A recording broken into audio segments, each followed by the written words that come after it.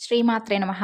అమ్మతో ప్రయాణానికి స్వాగతం. అందరికీ అమ్మవారి ఆశీస్సులుండాలని మనస్ఫూర్తిగా ఆ తల్లిని వేడుకుంటూ, భక్తి శ్రద్ధలతో ఈ కథను విన్నవారికి అమ్మవారి సంపూర్ణమైనటువంటి అనుగ్రహం కలుగుతుంది. భూలోక వైకుంఠాన అంటే తిరుమల క్షేత్రంలో వెలసినటువంటి శ్రీనివాసుని హృదయంలో అమ్మవారు నివసిస్తూ స్వామికి అత్యంత ప్రియురాలై అలరారుతూ పద్మాసనంలో వేంచేసి సుకుమారమైనటువంటి చేతులలో పద్మాలను అలంకారంగా ధరిస్తూ భక్తులందరినీ అనుగ్రహిస్తున్నటువంటి మహాలక్ష్మీదేవికి ముందుగా నమస్కరించి సంపూర్ణమైనటువంటి ఈ విశ్వంలో సకల శుభాలను అనుగ్రహించేది, సర్వ ఐశ్వర్యాలను ప్రసాదించేది, సర్వ భక్తుల కోరికలను తీర్చేటటువంటి ఆ అమృతమూర్తి శ్రీమన్నారాయణుల వారి యొక్క ప్రియసఖి అయినటువంటి మహాలక్ష్మీదేవి. ఆ తల్లి ఉన్న చోట సర్వ సౌభాగ్యాలు నిలయమై ఉంటాయి. దేనికి ఎలాంటి కొరత ఉండదు. ఆ జగన్మాతను ఆరాధించే వారికి ఆ తల్లి సర్వ సౌభాగ్యాలను, సర్వ ఐశ్వర్యాలను, అద్భుతమైనటువంటి తేజస్సును ప్రసాదిస్తుంది. బ్రహ్మదేవుని మానసపుత్రులలో భృగు మహర్షి మొదటివాడు. ఆయన భార్య పేరు ఖ్యాతి. సకల విద్యా పారంగతుడైనటువంటి భృగు మహర్షి ఒకనాడు ఆదిపరాశక్తి అనుగ్రహానికై తపస్సు చేస్తాడు. ఎంతో కఠోరంగా తపస్సు చేస్తూ ఉన్నటువంటి భృగు మహర్షి దృఢ సంకల్పానికి మెచ్చి ఆ తల్లి ప్రత్యక్షమవుతుంది. అప్పుడు ఆ మహర్షి ఆదిశక్తి అయినటువంటి ఆ తల్లిని అనేక విధాలుగా స్తుతిస్తాడు. అందుకు జగన్మాత ఎంతో సంతోషించి ఏదైనా కానీ వరం కోరుకోమని ఆ మహర్షిని అనుగ్రహిస్తుంది. అప్పుడు మహర్షి ఎంతో ఆనందపడి ఆ తల్లితో ఇలా అంటాడు: తల్లి జగన్మాత, నీవు ముల్లోకాలను ఏలేటటువంటి శక్తి స్వరూపినివి. నీ అనుగ్రహం వల్లనే సమస్త జీవకోటి సుఖంగా జీవించగలుగుతూ ఉన్నారు. మహాశక్తి స్వరూపినివైనటువంటి నీ అంశలతోనే పార్వతి, సరస్వతి, గాయత్రి అవతరించారు. నీలోని శక్తి స్వరూపమే పార్వతిగా, పరమేశ్వరుని అర్ధాంగిగా వెలుగొందుతూ ఉంది. ఇక సర్వ విద్యలకు అధిదేవతగా, బ్రహ్మదేవుని ప్రియసఖిగా భాసిస్తూ ఉన్నది నీలోని సరస్వతి రూపమే కదా తల్లి. ఇక మూడవదైనటువంటి వైభవ కళ అయినటువంటి మహాలక్ష్మి స్వరూపాన్ని నాకు కుమార్తెగా అనుగ్రహించు తల్లి అని అర్థిస్తాడు. జగజ్జనని ఆ మహర్షిని అనుగ్రహించి ఆ విధంగానే జరుగుగాక అని ఆశీర్వదిస్తుంది. భృగువు అందుకు ఎంతో ఆనందపడి జగన్మాతను ఎన్నో విధాలుగా స్తుతిస్తాడు. అంతటా ఆ తల్లి అంతర్ధానమవుతుంది. ఆ మహర్షికి వరమిచ్చినట్లుగా తన ఎందలి ఐశ్వర్యమైనటువంటి కళతో మహాలక్ష్మిగా అవతరిస్తుంది. కమలముల వంటి కన్నులు, మన్మధుని విల్లు వంటి కనుబొమ్మలు, మోదుగ చిగుళ్ల వలె ఎర్రనైనటువంటి పెదవులు, అద్భుతమైనటువంటి చెక్కిళ్లతో దివ్యంగా ప్రకాశిస్తూ అమ్మవారు ఆవిర్భవిస్తుంది. ఓ జగజ్జనని, జగన్మాత శ్రీ మహాలక్ష్మి, నీకివే మా నమస్కారాలు. ఒకసారి నారాయణుడు ఘోరమైనటువంటి తపస్సును ఆచరిస్తాడు. ఆ తపస్సును భంగపరచడానికై ఇంద్రుడు అప్సరసలను పంపిస్తాడు. అయితే వారు ఎన్నో రకాలుగా చక్కగా అభినయిస్తూ ఎంతో అందమైనటువంటి భంగిమలతో నాట్యం చేస్తూ నారాయణుని యొక్క తపస్సును భంగం చేయడానికని ప్రయత్నిస్తూ ఉంటారు. అయితే నారాయణుడు మాత్రం ఏమాత్రం చలించకుండా తన విశ్వరూపాన్ని ప్రదర్శిస్తాడు. దివ్యమైనటువంటి ఆ విశ్వరూప దర్శన తేజస్సుకు తట్టుకోలేక ఆ అప్సరసలు దేవలోకానికి వెళ్ళిపోతారు. శ్రీమన్నారాయణుడు అప్సరసలకు విశ్వరూపంలో దర్శనమిచ్చాడని తెలుసుకున్నటువంటి ఆ మహాలక్ష్మి స్వామిని భర్తగా పొందాలి అని చెప్పి తలుస్తుంది. ఆ స్వామినే ఆరాధిస్తే కఠోరమైనటువంటి దీక్షతో నేను తప్పకుండా స్వామిని పొందగలను అని చెప్పి కఠోరమైనటువంటి దీక్షతో తపస్సును ప్రారంభిస్తుంది. ఆ జగన్మాత తపస్సు ప్రభావంతో ముల్లోకాలన్నీ కూడా కంపించిపోతాయి. అప్పుడు శ్రీమన్నారాయణుడు ప్రత్యక్షమై మహాలక్ష్మిని వివాహమాడడానికి అంగీకరిస్తాడు. భృగువు శ్రీ లక్ష్మీనారాయణుల యొక్క వివాహం ఎంతో అంగరంగ వైభవంగా జరిపిస్తాడు. సర్వలోకపు అధిపతి అయినటువంటి ఇంద్రుడు ఒకనాడు అధికంగా సురాపానం సేవించి వెళుతూ ఉండగా దుర్వాస మహర్షి కనిపించి పారిజాత పుష్పాన్ని ఇంద్రునికి బహుకరించి ఇస్తాడు. సురాపాన ప్రభావంలో ఉన్నటువంటి దేవేంద్రుడు ఆ పారిజాత పుష్పాన్ని ఐరావతంపై ఉంచుతాడు. అక్కడితో ఆ పుష్ప దివ్య ప్రభావం చేత ఆ ఐరావతం ఎంతో దివ్యంగా నాట్యం చేస్తూ స్వర్గాన్ని విడిచి వెళ్ళిపోతుంది. అది తెలుసుకున్నటువంటి దుర్వాసుడు మహేంద్రుడు తనను అవమానించాడని చెప్పి తలచి అతను సర్వ సంపదలు కోల్పోతాడని చెప్పి శపిస్తాడు. ఆ మహర్షి శాపంతో ఇంద్రుడు సర్వ సౌభాగ్యాలను కోల్పోతాడు. ఇంద్రలోకమంతా కళావిహీనమై ఉంటుంది. అప్పుడు మహాలక్ష్మి దేవలోకం విడిచిపెట్టి సముద్ర గర్భంలో దాక్కుంటుంది. సర్వము పోగొట్టుకున్నటువంటి మహేంద్రుడు తాను చేసినటువంటి తప్పులను తెలుసుకొని ఎంతో చింతిస్తూ శ్రీమన్నారాయణుల వారి వద్దకు వస్తాడు. స్వామివారిని ఈ విధంగా ప్రార్థిస్తాడు. ఓ స్వామి కరుణామయ, జగన్నాథ, జగద్రక్షక, నీకు ఇవే నా నమస్కారాలు. ఇంద్రలోకపు భోగభాగ్యాలను అనుభవిస్తూ అప్సరసల నాట్యాలతో సురాపానంతో ఒళ్ళు మరచి దుర్వాస మహర్షి ఆగ్రహానికై లోనయ్యాను. కాబట్టి ఆ మహర్షి శాపంతో సర్వ సౌభాగ్యాలను నేను కోల్పోయాను. ఇంద్రలోకమంతా కళావిహీనంగా తయారయింది. దయచేసి నన్ను అనుగ్రహించి తిరిగి పూర్వ వైభవం వచ్చేలా కరుణించవలసింది జనార్దన అని చెప్పి స్వామివారిని ఎన్నో రకాలుగా శరణు వేడుకుంటాడు. నాకు నీవు తప్ప ఇక ఎవ్వరూ దిక్కులేరు, అన్యదా శరణం నాస్తిత్వమేవ శరణం మమ అని స్వామిని అనేక రకాలుగా వేడుకుంటాడు. అప్పుడు దయాసాగరుడైనటువంటి శ్రీమన్నారాయణుల వారు మహేంద్రుని యొక్క దీనస్థితిని గ్రహించి అతనితో ఇలా అంటాడు. ఓ ఇంద్రా, నీవు చింతించనవసరం లేదు. మహాలక్ష్మి ప్రస్తుతం సముద్ర గర్భంలో ఉంది. కొంతకాలం తరువాత దేవదానవుల సముద్ర మదనంలో ఆమె నా చెంతకు వస్తుంది. అప్పుడు తిరిగి నీ పూర్వ వైభవం తప్పకుండా నీకు చేకూరుతుంది అని అంటాడు. దేవేంద్రుడు శ్రీమన్నారాయణుల వారికి నమస్కరించి సెలవు తీసుకొని తిరిగి ఇంద్రలోకానికి వెళ్ళిపోతాడు. ఆ విధంగా కొంతకాలానికి దేవదానవులు అమృతం కోసమై సముద్రాన్ని చిలకడానికి సంకల్పించుకుంటారు. వారందరూ కలిసి శ్రీమన్నారాయణుల వారి వద్దకు వచ్చి సముద్ర మదనంలో తమకు సహకరించవలసింది అని చెప్పి అర్థిస్తారు. అందుకు స్వామివారు వారితో సర్పరాజు అయినటువంటి వాసుకుని తోడుగా తీసుకొని మందర పర్వతంతో ఆ సముద్రాన్ని చిలకమని చెబుతాడు. దేవదానవులు అదే విధంగా చేసి సముద్ర మదనాన్ని ప్రారంభిస్తారు. అప్పుడు సముద్రం నుండి దివ్యమైనటువంటి తేజస్సుతో ప్రకాశిస్తూ కామధేనువు ఉద్భవిస్తుంది. కామధేనువును వశిష్ఠ మహర్షుల వారు స్వీకరిస్తారు. ఆ తరువాత సముద్రం నుండి దివ్యాశ్వం ఒకటి అవతరిస్తుంది. అంటే ఉచ్చైశ్రవం అన్నమాట. దానిని బలిచక్రవర్తి స్వీకరిస్తాడు. దేవదానవులిద్దరూ ఇంకా తీవ్రంగా ఆ సముద్రాన్ని వధించగా అందులో నుండి ఐరావతము, కల్పవృక్షము, పారిజాతము ఉద్భవిస్తాయి. వాటిని మహేంద్రుడు తీసుకుంటాడు. ఆ తరువాత ఒక్కసారిగా వాతావరణం అంతా చల్లగా మారిపోతుంది. సుగంధమైనటువంటి పరిమళాలతో గాలి చల్లగా వీస్తూ ఉంటుంది. దేవకన్యలందరూ అద్భుతంగా గానం చేస్తూ ఉంటారు. ఆ శుభ సమయంలో సముద్ర గర్భం నుండి ఒక దివ్యమైనటువంటి తేజస్సుతో వెలిగిపోతూ అమ్మవారు మహాలక్ష్మీదేవి ఆవిర్భవిస్తుంది. ఆమె సౌందర్యానికి దేవదానవులందరూ ఆశ్చర్యపోతారు.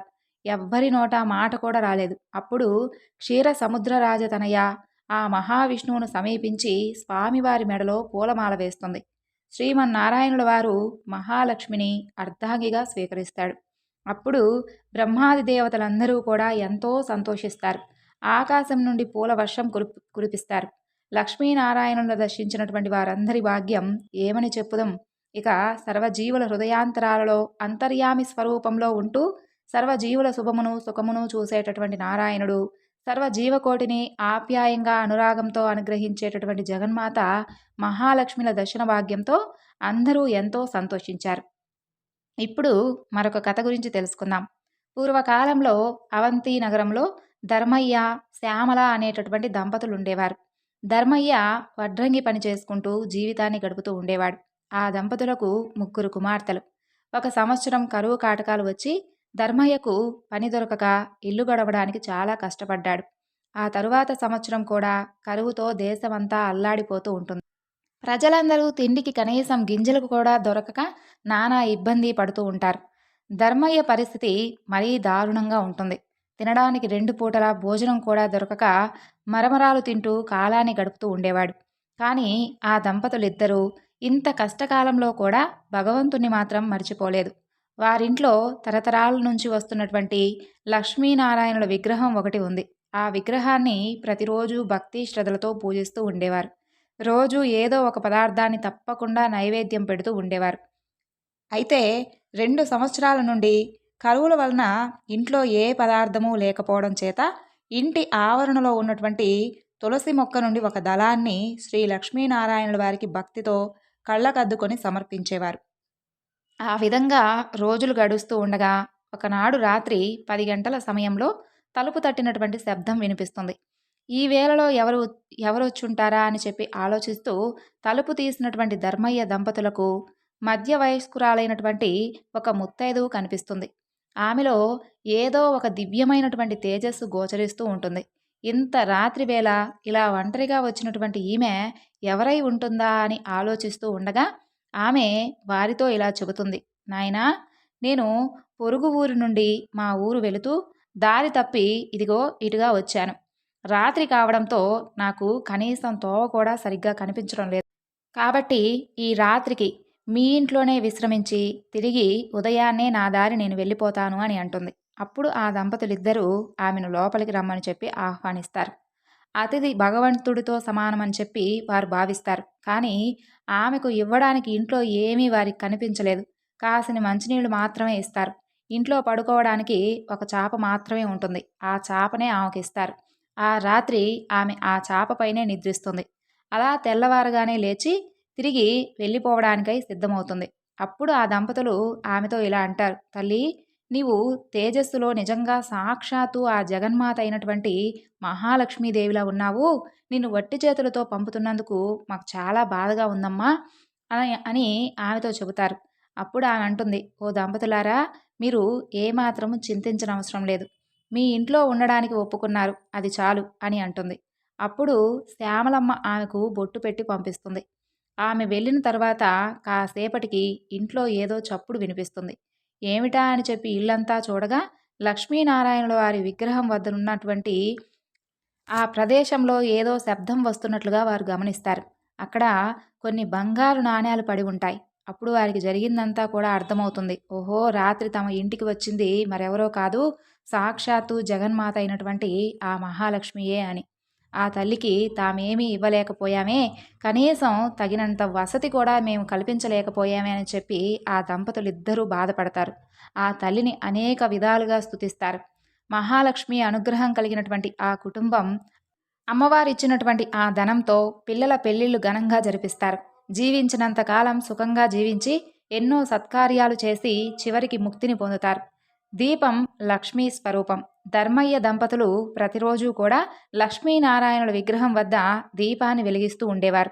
ఎంతటి కష్ట సమయంలోనైనా సరే దీపారాధన మాత్రం వారు మానింది లేదు.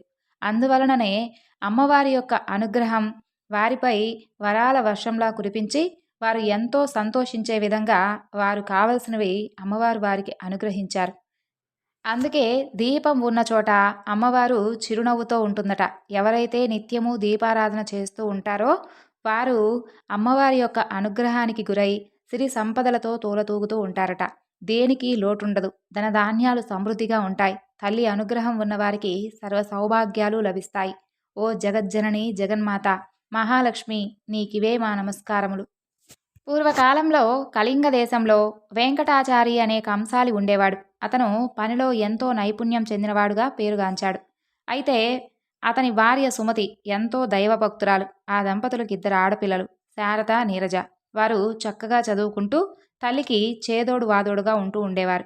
వెంకటాచారి నైపుణ్యం కలవాడే కానీ ఏమాత్రమూ కల్తీకి పాల్పడకుండా ఎంతో నిజాయితీగా పనిచేస్తూ ఉండేవాడు. మిగిలినటువంటి తోటి కంసాలుడు కక్కుర్తిపడి కల్తీ చేసి తక్కువ సొమ్ముకే పనులు ఒప్పుకొని చేసుకుంటూ ఉండేవారు. దీనివలన వెంకటాచారికి ఆదాయం అంత ఎక్కువగా ఉండేది కాదు. ఏదో వచ్చినంత సొమ్ముతో కాలం గడుపుకుంటూ వచ్చేవాడు. అలా రోజులు గడుస్తూ ఉండగా పెద్ద కూతురికి వివాహ వయసు వస్తుంది. నెమ్మదిగా సంబంధాలు చూడడం మొదలు పెడతారు. కానీ ఎక్కడా ఏదీ కుదరలేదు. వెంకటాచారి పక్క ఇంట్లో కృష్ణశర్మ అనేటటువంటి ఒక పురోహిత కుటుంబం ఉండేది. కృష్ణశర్మ భార్య రుక్మిణి, సుమతి ఎంతో స్నేహితులుగా ఉండేవారు. కృష్ణశర్మ, రుక్మిణి దంపతులకు పద్మప్రియ అనేటటువంటి కుమార్తె ఉండేది. ఆమె వయసు సుమారు 7 సంవత్సరాలు. ప్రతిరోజు వారింట్లో పూలు కోసుకొని సుమతికి తెచ్చి ఇస్తూ ఉండేది. అంతేకాకుండా రోజు 1 గంట సేపైనా వారింట్లో గడిపి వెళ్ళేది. వెంకటాచారి పెద్ద కుమార్తె శారద, ఆమె పెళ్లి ఎంతవరకు నిశ్చయం కాకపోవడంతో ఆ దంపతులకు ఎంతో బెంగగా ఉండేది. ఒకనాడు కృష్ణశర్మ భార్య రుక్మిణి సుమతితో 1 వారం రోజుల పాటు రుక్మిణి కళ్యాణాన్ని పారాయణం చేయమని చెబుతుంది. ఆ విధంగానే శారద పారాయణం చేయగానే ఆ మరునాడే మంచి వరునితో వివాహం నిశ్చయమవుతుంది. ఇక వివాహానికై సొమ్ము సేకరించి పెట్టుకోవడం కోసం పనిలో పడతాడు వెంకటాచారి. ఇన్నేళ్లుగా కంసాలి వృత్తి చేస్తూ ఉన్నా కూడా కూతుళ్లకు కనీసం బంగారు గాజులు కూడా చేయించలేకపోయాని అని చెప్పి బాధపడుతూ ఉంటాడు. సుమతి ప్రతిరోజు ఉదయాన్నే పూజ చేసేటప్పుడు మహాలక్ష్మీదేవిని అనేక స్తోత్రాలతో పూజిస్తూ ఉండేది. వివాహం దగ్గర పడుతుందని, దయచేసి వివాహానికి కావలసినంత సొమ్మును సమయానికి అందివచ్చేలా చేయి తల్లి అని చెప్పి అమ్మను ప్రార్థిస్తూ ఉండేది. ఆ విధంగా రోజులు గడుస్తూ ఉండగా ఒకనాడు పద్మప్రియ రోజూలాగా పూలు తీసుకొని ఉదయాన్నే పూజా సమయానికి రాలేదు. రోజూ తప్పకుండా వచ్చే పిల్ల ఈరోజు ఇంకా రాలేదేమిటా అని సుమతి ఆలోచిస్తూ ఉండగా గుమ్మంలో గజ్జెల చప్పుడు వినిపిస్తుంది. పద్మప్రియ చెంగు చెంగున రానే వచ్చింది.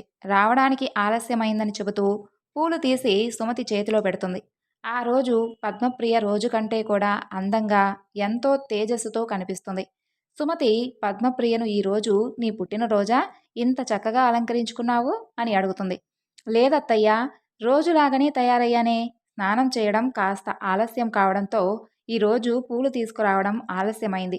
అది సరే కాని ఈ జత బంగారు గాజులు అమ్మ నీకు చూపించమని చెప్పి నాకిచ్చింది. కొత్తగా కొనుక్కుందట. నిన్ను చూడమని చెప్తుంది. ఒక్కసారి చూసి చెప్పు అని అంటుంది. అప్పుడు సుమతి ఆ గాజులను తన చేతిలోకి తీసుకొని చూస్తూ ఉండగా పద్మప్రియ ఇప్పుడే వస్తాను అని చెంగున బయటకు వెళుతుంది. సుమతి ఆ గాజులను దేవుడి దగ్గర ఉంచుతుంది. కాసేపైన తరువాత పద్మప్రియ రాగానే ఇచ్చేద్దాంలే అని అనుకుంటుంది. వంటింట్లోకి నైవేద్యం తీసుకురావడానికి వెళ్ళి పాయసం పూర్తవగానే తీసుకుని వచ్చి పూజా గదిలో కూర్చుంటుంది. ఎదురుగా 2 జతల బంగారు గాజులు కనిపిస్తాయి. ఇదేమిటి? ఇవి ఎక్కడి నుంచి వచ్చాయి? తానిక్కడ పెట్టింది ఒక జతే కదా? లేదా నేను పరధ్యానంలో ఉండి ఏమైనా గమనించలేదా? పద్మప్రియ నా చేతికి 2 జతలు ఇచ్చిందా అని ఆలోచిస్తూ పూజ పూర్తి చేసుకొని దేవుడికి నైవేద్యం పెడుతుంది. ఆ 2 జతల గాజులను తీసుకొని రుక్మిణికి ఇవ్వాలని చెప్పి వారింటికి వెళుతుంది. ఆమెను చూసినటువంటి రుక్మిణి, ఏమిటి వదినా, చేతిలో ఈ బంగారు గాజులు ఎక్కడివి? పిల్లలిద్దరికీ చేయించావా అని అడుగుతుంది. అది విన్నటువంటి సుమతి నోట మాట రాలేదు. అదేమిటి వదినా, ఇందాక పద్మప్రియ వచ్చి ఇచ్చింది కదా, నీవే కొనుక్కున్నావని నాకు చూపించమని చెప్పిందే అని అంటుంది.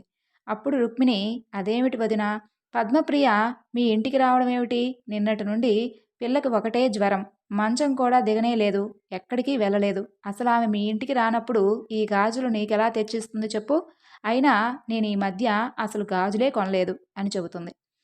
ఆ విధంగా ఆమె చెప్పినటువంటి మాటలను విన్నటువంటి సుమతికి ఎంతో ఆశ్చర్యం కలుగుతుంది. మరి ఇందాక వచ్చింది ఎవరు? ఆ గాజులు నాకు ఇచ్చింది ఎవరు అని ఆలోచిస్తూ ఉండగా వచ్చింది సాక్షాత్తు మహాలక్ష్మియే అని చెప్పి అర్థమవుతుంది. ఆ విషయమే రుక్మిణితో కూడా చెబుతుంది. వారిద్దరూ ఎంతో ఆశ్చర్యపోతారు, మరెంతో ఆనందపడతారు.